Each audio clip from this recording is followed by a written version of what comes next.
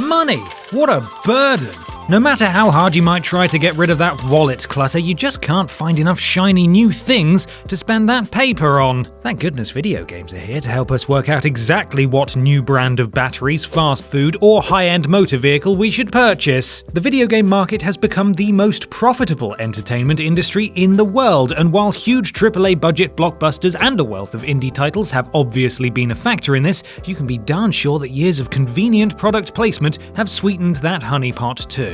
All our favourite digital heroes have had their turn, shilling everything from pizza box shields to magic Skittles and Beats by Dre trademark. So, we've put together some of the most egregious examples of product placement, examples that would make even your typical Instagram influencer blush with embarrassment.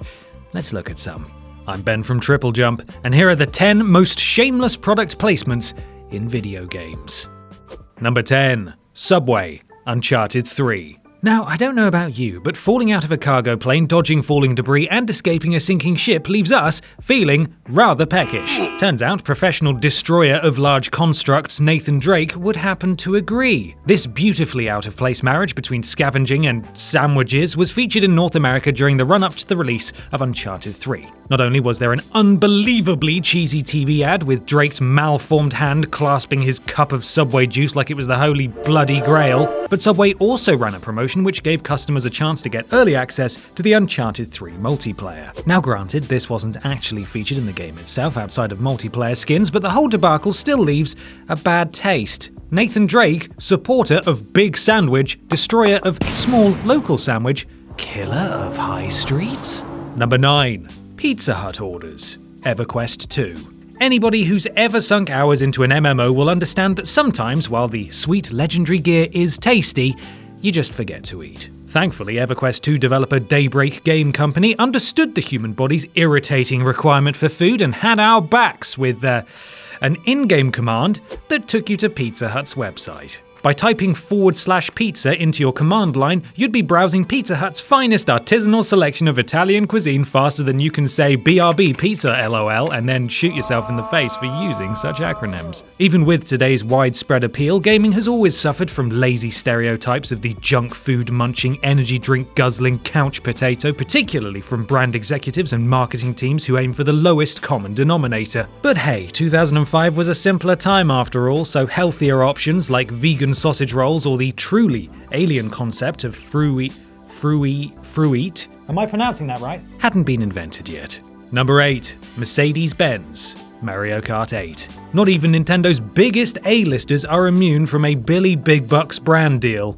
It's no surprise, seeing as Mario has worked as a plumber, carpenter, artist, golfer, tennis player, boxing referee, doctor, probably without a medical license mind, and a racing driver. But it was his motorsport career that got the attention of Mercedes-Benz, who, blissfully unaware of his nasty mushroom habit, chose the kart racer to plug their GLA models, Roadster and Silver Arrow, as free add-ons to the base game. As if seeing Bowser crammed into a German-engineered roadster wasn't jarring enough on the senses, the live-action adverts accompanying the partnership are something else entirely. Just look at these moves from Luigi. Go, girl! This partnership hit a fairly common issue with product placement in that it just didn't fit in with the jolly, cartoony game world at all. I mean, we could have forgiven it if it was a Ford Transit van maybe, the man's a plumber after all, but alas, this is another sad reminder that everyone has their price. Number 7. Movie adverts, Battlefield series.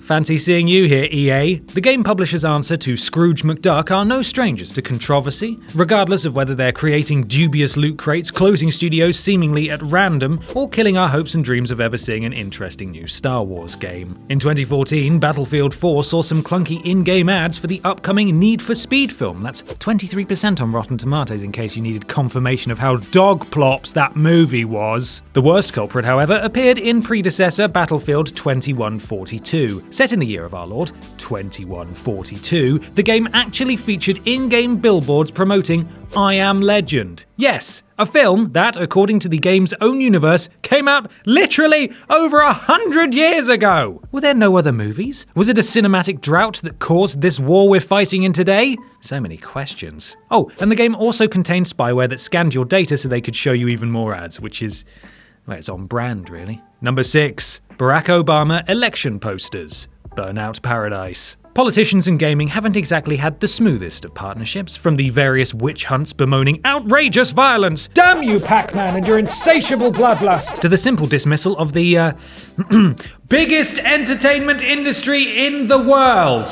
In 2008, Microsoft-owned in-game ad firm Massive Incorporated reached out to Obama's team to see if the future president would be interested in placing election campaign billboards across Burnout Paradise's open-world city. Because that's the real voter demographic you want, after all, an audience that just wants to see the world crash and burn. In addition, the game featured many other billboard ads, including Burger King, Nvidia, and Gillette, and while numerous, they at least fitted in with the game world somewhat. But for many, this felt like a step too far in a video game world designed for escapism from messy real-world politics. Thanks, Obama. No, you know what? Thanks, EA. Flipped it around on you. Number 5. Coke.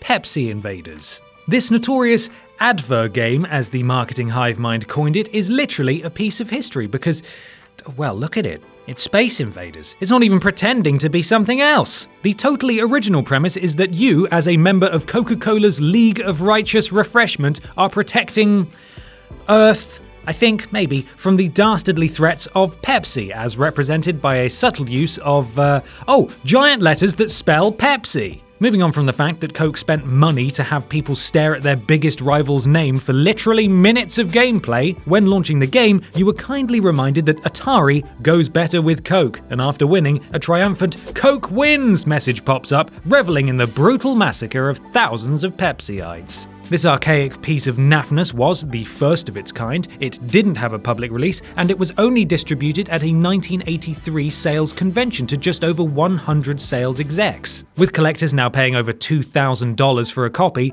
looks like Coke really did win the war.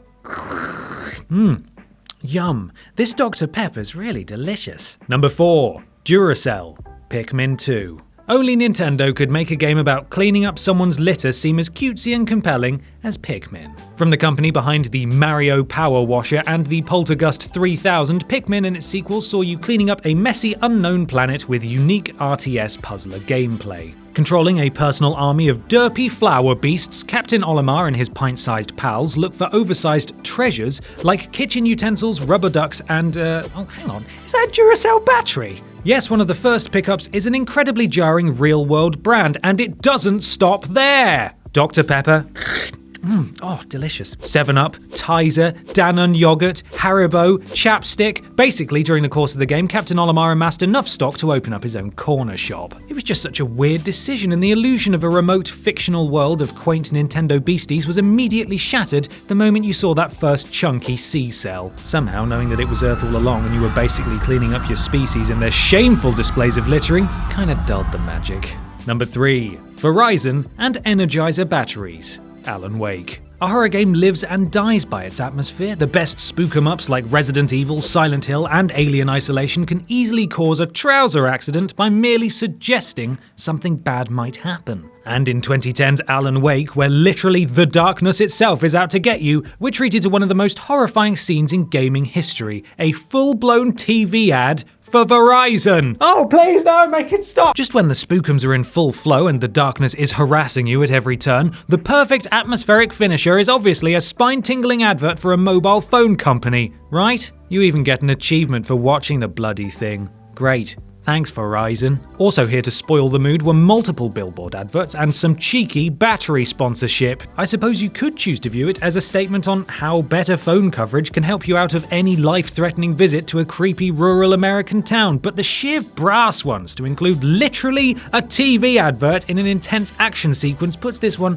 high on our naughty list. Number 2. Captain Novolin. This is an action-adventure game about diabetes. Released in 1992 on the SNES, developed by Sculptured Software and published by Raya Systems, this educational platformer starred Captain Novolin, a superhero with type 1 diabetes. And you can probably tell where this is going. The protagonist is apparently the only one who can stop such evil aliens as Blubberman and rescue the diabetic mayor of Pineville. And this is achieved through avoiding evil junk food, eating healthily, and answering bonus questions about diabetes. It's all a bit tasteless to begin with, and that's before you realise that this game was sponsored by Novo Nordisk, the makers of, that's right, the Novolin brand of insulin. Not only did they charge $60 for an advert promoting one specific brand of insulin, this game wasn't even given to specialist hospitals or clinics for awareness purposes, nor were the proceeds donated to any diabetes-related charity. Now, raising awareness is obviously a noble cause in its own right, but Captain Novolin completely missed the mark, literally making a profit from diabetic children while telling them that only their specific brand of insulin could turn them into a superhero.